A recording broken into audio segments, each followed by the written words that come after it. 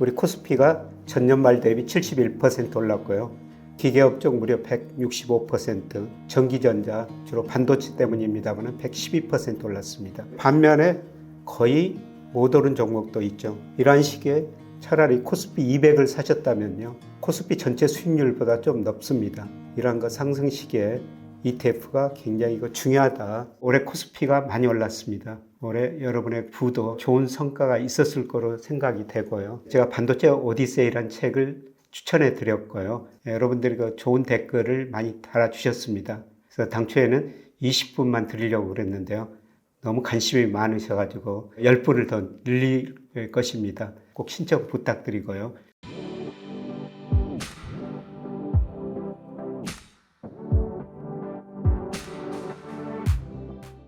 여러분 안녕하십니까? 오늘은 ETF 투자 방향에 대해서 좀 말씀을 드리겠습니다.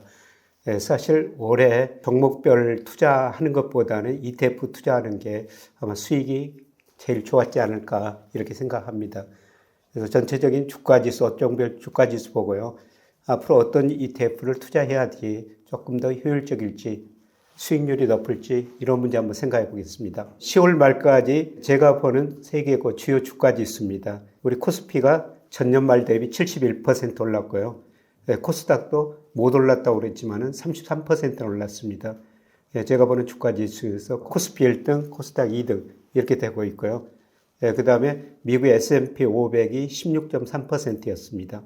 그리고 중국 18%, 대만 23%, 홍콩 29%, 베트남 29%, 브라질도 23%다 미국 주가가 상승률보다 높죠. 제가 달러 인덱스가 하락할 때는 S&P 500보다 코스피가 더 많이 올랐고 신흥시장 주가가 더 많이 올랐다 이런 말씀을 드렸습니다만 최근에 달러가 약간 반등하고 있습니다만 전반적으로 하락 추세입니다. 그래서 달러 하락이 세계 주요 주가 지수에 그대로 나타난 것 같습니다. 코스피 업종별로 보면은 정말 큰 차이가 있습니다. 코스피가 10월까지 71% 올랐는데요. 기계업종 무려 165%, 전기전자, 주로 반도체 때문입니다만 112% 올랐습니다. 그리고 운수장비 85% 올랐습니다. 반면에 거의 못 오른 종목도 있죠. 섬유유복 4.7%, 통신업 9.6%, 운수창고 17%, 코스피보다도 훨씬 더 수익률이 낮습니다. 그래서 올해 어떤 업종을 선택했느냐에 따라 가지고 이렇게 수익률 차이가 나고요. 그래서 코스피가 이렇게 올랐는데도 강연 다니다 보면은 별로 수익률이 안 좋습니다. 이런 말씀을 하시는데요. 이렇게 업종별로 차이가 있었다는 겁니다. 이러한 시기에 차라리 코스피 200을 사셨다면요, 코스피 전체 수익률보다 좀 높습니다. 75% 정도 되죠. 그래서 이러한 의미에서 이러한 상승 시기에 ETF가 굉장히 중요하다. 그런 말씀을 드리고 싶습니다. 존 보글, 뱅가드 창업자죠. 이분이 ETF 창시자 해도 과언은 아닐 겁니다. 그래서 이분의 핵심 철학은 시장 전체의 장기 투자라는 겁니다. 장기적으로 S&P 500 오르고 우리 코스피 장기적으로 오릅니다. 그래서 코스피, S&P 500 장기적으로 이 주가지수에 투자하면요, 은행 이자보다도 훨씬 높습니다. 그래서 지수를 사면서 장기 투자하라. 이게 ETF의 기본 개념이라고 볼 수가 있습니다. 그리고 ETF에 투자하면 우리가 분산 투자할 수가 있습니다. 예를 들어서 코스피 200, 전기전자도 들어있고 금융도 들어있고 여러 대표 업종들이 다 들어있죠. 분산 투자할 수가 있습니다. 그 다음에 ETF 거래 비용이 낮습니다. 그리고 장기적으로 주가지수가 상승하니까 장기 보유해라 이런 이야기인데요. 여기는 시기에 따라서 경기 국면에 따라 가지고 기간은 정해질 수가 있습니다. 그런데 이분은 ETF 단기 매매는 좀 부정적이고요. 주가지수가 언제 오르고 언제 떨어질지 잘 모르죠. 그래서 장기 투자해라. 그런 이야기를 하고 있습니다. 그리고 비용이 싸다는 걸 강조하고요. 결국 우리가 ETF 투자하는 것은 장기적으로 지수 오른다, 수익을 낼 수 있다. 그 다음에 거래 비용이 싸다. 이런 의미가 되겠습니다. ETF 고르는 방법은 투자 성향에 따라 다 다를 것 같습니다. 단기 투자하느냐, 단기 투자하느냐. 저는 ETF 투자를 많이 하고 있습니다만 주로 경기 사이클을 이용하고 있습니다. 선행지수 순환변동치가 오를 때는요, ETF, 코덱스 200 같은 거 사가지고 장기 보유하고 있죠. 그러나 경기 둔화 국면에서는 장기 가질 필요가 없습니다. 이때는 그 주가 지수가 떨어지니까요. 그리고 경기 확장 국면에서는 경기가 좋아지니까 성장주들이 더 많이 오르죠. 대표적으로 반도체 주식, 반도체 ETF가 이렇게 여기에 해당되겠습니다. 그리고 경기 수축 국면에서는 주가 지수 떨어지거나 조정을 보이고요. 이럴 때는 배당형 ETF가 상대적으로 낮습니다. 그래서 경기 국면에 따라 가지고 장기, 단기 결정하고요. 성장형이나 배당형을 결정할 수가 있습니다. 그 다음 추종 지수가 굉장히 중요하죠. 사실 지난 10년간은 S&P 500이 우리 코스피보다 훨씬 더 많이 올랐습니다. 지난 10년간 S&P 500 지수를 추종하는 ETF를 투자했어야 했죠. 그러나 올해부터 최소한 저는 5년까지는 여러분한테 말씀드리기를 달러 인덱스가 하락할 것이다. 그래서 S&P 500보다는 코스피를 기초로 하는 배당 상품 ETF가 더 나을 것이다. 이런 말씀을 드렸었습니다. 그래서 달러 인덱스를 보면서요. 달러 인덱스가 상승할 때는 S&P 500이나 미국 나스닥 지수에 기초한 ETF를 투자하시는 게 나을 것 같고요. 요즘처럼 그 달러 인덱스가 하락할 때는 우리 코스피나 이머징 마켓, 중국, 인도, 베트남 이런 거 ETF를 투자하시는 게 좋을 것 같습니다. 그 다음에 ETF 투자할 때 항상 우리가 보수를 봐야 되고요. 그 다음에 ETF가 우리가 1000개 이상이 상장되어 있습니다.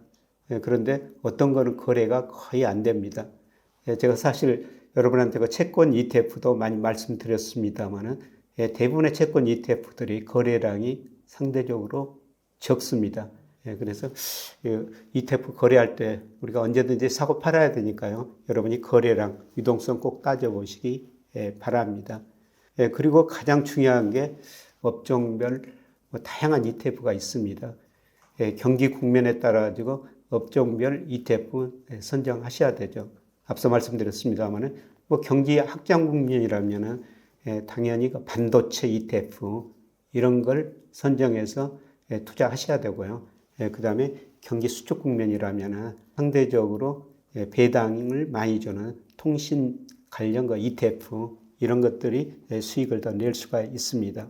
그리고 우리가 ETF 시장에 해외 상품 관련 ETF도 굉장히 많이 있어요. 그런데 여러분이 그 해외 ETF 투자할 때는 꼭 한 해지를 했느냐 안 했느냐 이거 꼭 따져셔야 됩니다. 예를 들어서 달러 약세 국면이냐 강세 국면이냐 여기에 따라 가지고 수익률에 큰 차이가 있으니까요. 해외 ETF는 꼭 한 해지 했느냐 안 했느냐 보통 해외 ETF H가 붙은 거는요, 한 해지를 했다는 겁니다. 그 다음에 H가 안 붙은 거는 한을 개방했다는 것인 거니까요. 그 당시 환율에 따라 가지고 해외 ETF를 투자하실 때는 한 해지를 했는지 안 했는지 꼭 구분해서 투자하시기 바랍니다. 자, 올해 코스피가 72% 올랐다고 말씀드렸는데요. 종목별로 정말 차별화가 심화됐죠. 그래서 우리가 기계업종이나 반도체 업종, 전기전자 업종 이런 걸 투자했으면 수익률이 굉장히 높았습니다. 그러나 앞서 말씀드린 것처럼 통신업종 이런 걸 오래 투자했다면 수익률이 굉장히 낮죠. 이런 시기에는 주가가 상승 국면, 경기 확장 국면이면은 사실 우리가 업종별로 나눠서 투자하기가 그렇게 좋은 방향은 아닌 것 같습니다. 이럴 때는 코스피 200을 기반으로 하는 이런 ETF를 투자하시는 게 좋을 것 같고요. 그래서 코스피 200을 기반으로 한 여러 가지 ETF들이 있죠. 근데 제가 대표적으로 코덱스 200만 하나 선정했습니다. 올해 들어서 코스피가 72% 올랐다고 말씀드렸는데요. 이거는 한 77% 올랐습니다. 코스피 중에서도 우량주니까요. 우량주들이 상대적으로 더 많이 올랐다. 우리가 업종 공부하기도 쉽지 않고 그 다음에 일반 투자자 입장에서는 종목 공부하기는 더욱 쉽지 않습니다. 그래서 경기 확장 국면에서는 코덱스 200 같은 것 이런 걸 ETF를 투자하시는 게 가장 쉽고 그 다음에 수익도 높이낼 수 있는 방법이 아닌가 생각됩니다. 그리고 경기 확장 국면에는 대표적으로 반도체가 사이클이 있는 종목입니다. 경기 확장 국면이라면 반도체 주식, 반도체 ETF 사시는 게 좋습니다. 근데 우리가 가끔 삼성전자를 사야 되냐, SK 하이닉스를 사야 되느냐 이런 거 고민도 할 텐데요. 그런데 반도체 ETF를 사시면은 그 종목 선정에 따른 상대적인 뭐 박탈감 이런 거를 해소할 수가 있다는 것입니다. 그래서 경기 회복 국면이다. 그러면 반도체를 사시면 되고요. 저는 여러분한테 그 자산 비중을 퍼센트를 뭐 제시할 때 우리나라가 수출 비중을 봅니다.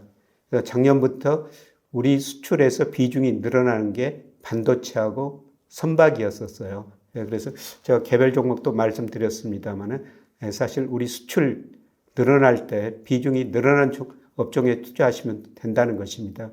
그게 대표적으로 작년부터 올해까지 반도체였고 그 다음에 조선업종이었습니다. 그런데 조선업종에 대해서는 여러분한테 제가 최근에 말씀드립니다만 실적에 비해서 주가가 좀 너무 가대평가 영역에 있는 것 같습니다. 지금은 적극적으로 이 분야는 고려하지는 않습니다. 자, 올해 코스피가 72% 올랐습니다. 그러나 제가 지난 거 방송에서도 말씀을 드렸습니다만 제가 보는 경제지표에 비해서는 상당히 가대평가 영역에 있습니다. 그래서 제가 중장기적으로는 명목 GDP 가지고 코스피 적정 수준을 평가하는데요. 어떤 때 코스피가 가소평가되고 어떤 때는 가대평가됩니다. 사실 작년 말에는 지나치게 역사상 가장 가소평가됐었어요. 그래서 주식 사시고 코덱스 200 사시는 게 좋을 것 같습니다. 이런 말씀을 드렸는데요.